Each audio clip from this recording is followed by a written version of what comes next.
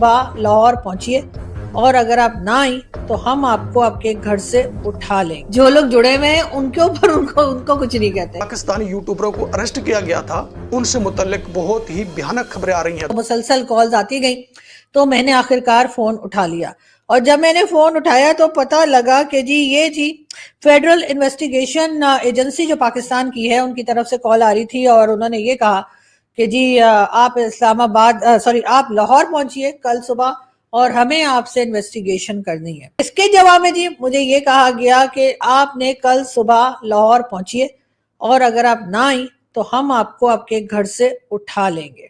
पाकिस्तानी यूट्यूबरों को अरेस्ट कर लिया गया है। अरेस्ट करने के बाद इनको नज़रबंद कर दिया गया है।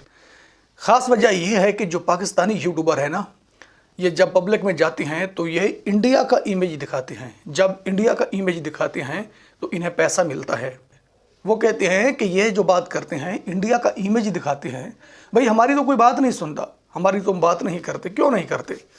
पहले इनसे कहा गया था, यूट्यूबरों से ये कहा गया था कि हुकूमत पाकिस्तान की तारीफ़ करें, यानी जो पाकिस्तान की सरकार है उसकी बात करें पब्लिक के सामने कि इसकी कारकर्दगी बहुत अच्छी है। तो यूट्यूबरों ने कहा कि जब कारकर्दगी अच्छी नहीं है तो हम कैसे झूठ बोल दें। दोस्तों, जो बेरोज़गार होता है ना, जब इंडिया का नाम लेता है ना, उनका रोज़गार चल पड़ता है। उनके पास इतना कुछ आ जाता है कि उनकी गुर्बत बिल्कुल ख़त्म हो जाती है। ये यूट्यूबर हैं जो पब्लिक रिएक्शन वीडियो बनाते हैं, पब्लिक के दरमियान जाते हैं और पूछते हैं इंडिया से मुतल्लिक सवाल और इंडिया का पूरा चेहरा दिखाते हैं। जब इंडिया का चेहरा दिखाते हैं तो इनकी वीडियो वायरल होती है। तो दोस्तों, इनका रोज़गार बहुत ही ज़्यादा चलता है और हुकूमत पाकिस्तान अब ये बात कर रही है कि इनके यूट्यूब चैनल डिलीट कर दिए जाएं और जितनी भी वीडियो है ना यूट्यूब चैनल पर, पहले वो वीडियो डिलीट कर दी जाएं, क्योंकि वीडियो रह ना जाए।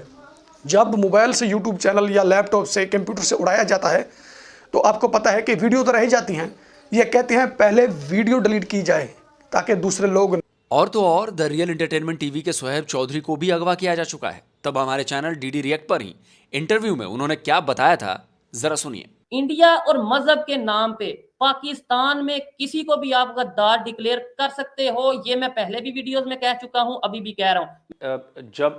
जब थाने से आप निकल गए, जब आप पंजाब यूनिवर्सिटी की तरफ जा रहे थे, जिन लोगों ने आपको उठाया, क्या उनकी गाड़ी से कुछ पता नहीं चला कि ये कौन लोग हैं? या उन्होंने 3 दिन अगर रखा है तो क्या उन लोगों ने कोई बातचीत की आपसे, कोई पूछा हो, कोई बातचीत हो, कुछ पता चला हो कि भाई कौन हो, कुछ पता तो चले? क्योंकि ये बड़ा संगीन मामला है, ये कोई छोटा मोटा मामला नहीं है, ये बहुत बड़ा संगीन मामला है। ये मैं बिल्कुल समझता हूँ और मैं इस नौयत मैं ये समझता हूँ कि ये किस पोजीशन पे बात जा चुकी है। और मैं ये भी ओपनली बता रहा हूँ, जो मुझे खबर है या मुझे आइडिया है, पहले उन्होंने डिफेम करने की कोशिश की और अब मुझे आइडिया या एक वो मैसेज दिया जा रहा है कि हफ्ता नहीं 10 दिन महीना जो भी है, या तो आपको खामोश करवाएंगे या आपके चैनल को खत्म करेंगे, जो भी चीजें हैं। लेकिन ये मैं पहले ही ओपनली बता रहा हूँ। अब आपने बोला कि उन्होंने क्या पूछा, उन्होंने मुझे गाड़ी में बैठाया, गाड़ी में मुझे मतलब ये है कि इस तरीके से जब मैं भाई को घर छोड़ा और मैं पंजाब यूनिवर्सिटी की तरफ जा रहा हूँ, मैं बाहर निकला ही उन्होंने मुझे गाड़ी पे बैठाया। गाड़ी पे बैठाने के बाद उन्होंने जब मेरे ये बंद हैं 1 घंटा 40 मिनट 1 घंटा इतनी ऑलमोस्ट ड्राइव उन्होंने की है और वहां पे उन्होंने जाके कमरे में मेरे हाथ में पैकेट कह लें, शॉपर कह लें, बैग कह लें, वो मुझे पकड़ाया है और ये बस अंदर धिक्का दे के वो मेरे हाथ में शॉपर मुझे पहले पकड़ा के धिक्का दिया। उस कमरे में ना तो लाइट थी। अब मुझे पता है, कुछ लोगों को तो लगता है 3 दिन, मुझे पता है कि वो 3 दिन थे मेरे लिए, 3 साल थे मेरे लिए, या मेरे लिए वो मुझे पता है कि मेरे लिए क्या चीजें थी। मैं मेरे दुश्मन भी हैं, जो मैं नहीं चाहता अल्लाह ना करे किसी के साथ ऐसा हो, ना आने वाले टाइम में भी किसी के साथ ऐसा हो। लेकिन यकीन माने लोग भाई, बहुत सी चीजें हैं मैं जो बताऊं अगर तो उस तरीके से शायद मैं आगे काम ना कर सकूं। मुझे वहां पे जब अंदर करके 3 दिन उन्होंने मुझे आवाज तक नहीं, अजानों की आवाज आती रही, या मुझे मतलब मुझे ये आइडिया था, मेरे से एक लफ्ज भी नहीं बोला क्या। अब मतलब ये जानबूझ के ऐसा किया गया कि वो जब आके ये बताएगा कि मुझे तो कुछ कहा नहीं तो वो ड्रामा लगेगा, मुझे मारा नहीं वो भी ड्रामा लगेगा। लेकिन मैं क्यों झूठ बोलूं? मुझे टच भी नहीं, मतलब ये है कि मारने वाली सेंस में मुझे टच नहीं किया, मुझे कोई इस तरीके से कुछ नहीं किया, लेकिन मेरे से बात भी नहीं की। इवन मैं ओपनली कहता हूँ, चाहे कल को मेरी रिकॉर्डिंग सामने ये आए, यानी जो भी जिसने किया होगा रिकॉर्डिंग तो की होगी, वो चाहे कल को रिकॉर्डिंग सामने आए कि मैं ये बोलूं, मैं ओपनली कहता हूँ, मैंने उनके सामने, क्योंकि मुझे जान अजीज है, बहुत सी चीजें मेरी फैमिली है, मैंने उन्हें ओपनली बोला कि मेरे से जो मिस्टेक अगर हुई है मैं उसकी सॉरी करता हूँ। मैंने अगर कोई बात की है तो मैं उसके ऊपर जो से आप बैठे मेरे से बात करें, मैंने ये यहाँ पर बहुत से अर्जुकाज़मी हैं।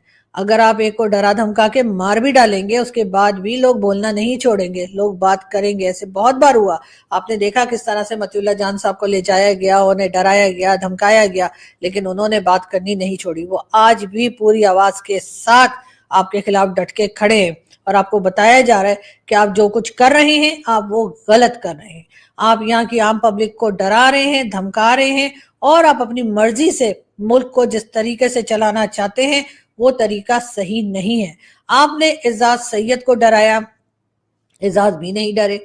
आपने असद तूर को डराया, उनको अरेस्ट किया, जेल में डाला, क्या कुछ किया, वो भी नहीं डरे। एक बहुत लंबी लिस्ट है, आपने कई जर्नलिस्ट जो हैं उनको मार भी डाला गया। पाकिस्तान में इस्लामाबाद खासतौर पे जहां पर मैं मौजूद हूँ, उसके लिए कहा जाता है, अगर आप लोग गूगल करें तो आपको गूगल में भी मिल जाएगा कि सबसे ज्यादा डेंजरस सिटी है इस्लामाबाद। किसी भी तरह के जर्नलिस्ट के लिए इस्लामाबाद से बढ़कर कोई नहीं है, यानी सबसे ज्यादा डेंजरस सिटी के नाम से या नंबर पे फर्स्ट नंबर पे जो है वो इस्लामाबाद का नाम आता है। मैं इस्लामाबाद में मौजूद हूँ और मैं यहाँ पे साफ बता रही हूँ कि मैं डरती किसी के बाप से भी नहीं। डेफिनेटली खराब होगा जी। यानी अगर आप एक्स के ऊपर पाबंदी लगा देते हैं, ट्विटर पे आप पाबंदी लगा देते हैं और फिर ट्विटर ही पे आप ट्वीट करते हैं जी कि हमने ट्विटर जो है उसको बैन कर दिया है, तो इससे इंटरनेशनल मीडिया पे क्या मैसेज जाएगा कि आप आम लोगों के लिए एक प्लेटफॉर्म बंद कर रहे हैं और खुद आप उसी प्लेटफॉर्म को इस्तेमाल कर रहे हैं। आपका प्राइम मिनिस्टर भी इस्तेमाल कर रहा है, ISPR भी इस्तेमाल कर रहा है और बाकी जो महकमे हैं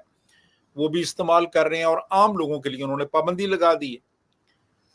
अब बात असल में ये है कि ये जो पाबंदियां हैं ना, ये मैलाफेडी जाहिर करती हैं।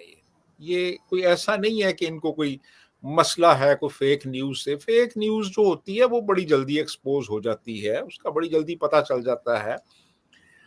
बेशुमार ऐसे जराए हैं जो कि उसको वेरीफाई कर सकते हैं कि ये सही है या गलत है।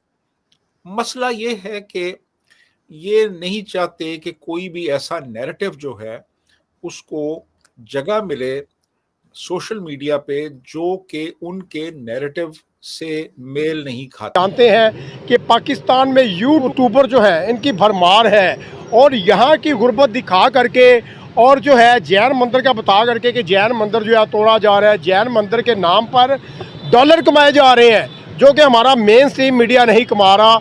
इतने डॉलर जितने डॉलर जो है यूट्यूबर कमा रहे हैं जो पाकिस्तान में खड़े हो के पाकिस्तान की साख को नुकसान पहुंचा रहे हैं। हम जो है अदारों से FIA से गुजारिश करते हैं और जो है तमाम अदारों से गुजारिश करते हैं कि ऐसे 2 नंबर यूट्यूबर जो हैं पाकिस्तान को नीचा दिखा के भारत इंडिया को ऊपर ऊंचा दिखाया जाता है कि भारत की इकोनॉमी बहुत आगे है और पाकिस्तान जो है वो बकारी मुल्क है, पाकिस्तान को डिग्रेड किया जाता है। आज इसी टॉपिक पे बात करेंगे और उन यूट्यूबरों को बेनकाब करेंगे जो कि पर मंथ महीने का जो है 40 से 50 लाख 60 लाख 70 लाख रुपए कमा रहे हैं पाकिस्तान की साख को नुकसान पहुंचा के। बढ़ते पब्लिक की तरफ और मिलते हैं फिर वीडियो के बाद। अस्सलाम वालेकुम। वालेकुम सलाम सर। अपना नाम बता दीजिएगा। सर मैं बिस्मान खालिद हूँ। उस्मान खालिद करते क्या हैं? बिस्मान खालिद करते क्या हैं? सर मैं बैंकर हूँ। ओह माशाल्लाह। अच्छा, आज का हमारा टॉपिक कुछ इस तरह से है, हमारे पाकिस्तान में 2 नंबर यूट्यूबर जो हैं वो जैन मंदिर का बता के इंडिया से जो है ना व्यूवरशिप लेते हैं और डॉलर कमा रहे हैं 60 से 70 लाख रुपया, पाकिस्तान की साख को नुकसान पहुंचा रहे हैं जी। पाकिस्तान में गुर्बत है, बेरोजगारी है, पाकिस्तान बेगर मुल्क है। क्या कहना चाहेंगे ऐसे 2 नंबर यूट्यूबरों को? सर बेसिकली जो है ये उनका अपना प्रिस्क्रिप्शन है, जो भी उनका अपना कहना है ये, लेकिन हमें वही इन्फॉर्मेशन आगे फॉरवर्ड करनी चाहिए जो उसकी तारीख होती है। उसकी तारीख को पहले पढ़ना चाहिए। लोगों से भी मैं यही कहूँगा कि आप यूट्यूबर्स की बातों पे इतना ना रिलाई करें, बल्कि ख़ुद इंटरनेट आपके हाथ में होता है, मोबाइल हमारे हाथ में 24 घंटे होता है और हम लोग खुद उस चीज़ को जो है सर्च कर सकते हैं, उसकी पूरी हिस्ट्री को पढ़ सकते हैं, ना कि अपना वक्त ज़ाया करके इन यूट्यूबर्स के पीछे जो है अपना जो है ना एक गलत इन्फॉर्मेशन जो है वो अपने ऊपर लें।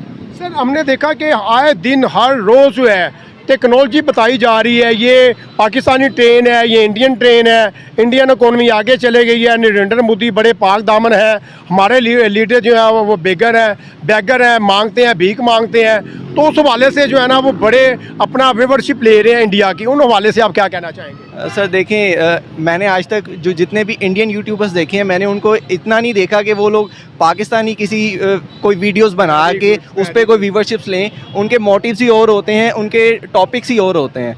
ये तो हमारे अपने यूट्यूबर्स को सोचना चाहिए कि हम अपने मुल्क को किस तरह रिप्रेजेंट कर रहे हैं, और all over in not even India, all over in the world sir, हम अपने मुल्क को कैसे रिप्रेजेंट करें। ये तो हम लोग दूसरे मुल्कों का ही कह के उन्हीं की और साख को हम लोग बढ़ा रहे हैं, ना कि अपने मुल्क को और डिग्रेड कर रहे हैं और मोटिवेट नहीं कर रहे सर। अच्छा, आखिरी क्वेश्चन करूंगा आपसे, आप जैन मंदिर के पास खड़े हैं, जैन मंदिर सेव्ड है? इसके कोई नुकसान तो नहीं पहुंचा रहा? कोई इबादत कर रहे हैं हिंदू लोग जो हैं, सिख वगैरह, हिंदू वगैरह, अपनी अपनी, इन्हें परेशानी तो नहीं है? टू बी ऑनेस्ट, मेरा ये बेसिकली अबाइल। तो दोस्तों, जिस तरह से कश्मीर में ज़रा सा कुछ होता था तो पाकिस्तान का मीडिया और पाकिस्तान के जो सो कॉल्ड ह्यूमन राइट्स के ठेकेदार थे वो बोलने लगते थे और कहते थे कि आवाज़ दबाई जा रही है।